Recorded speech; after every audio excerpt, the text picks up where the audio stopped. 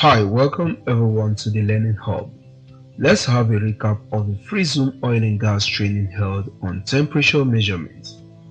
We started the training by defining temperature as the degree of hotness or coldness of a particular body, and we then went ahead to look at the various temperature scale and units of measurement, where we described the Celsius or centigrade scale, the Fahrenheit scale, and the Kelvin scale. On each scale, we identified the absolute zero, the freezing point, and the boiling point of water. We also showed how values can be converted from one temperature unit to another. We also mentioned that temperature measurement instrument can be classified into the contact type and the non-contact type, and listed several measurement devices in both classes.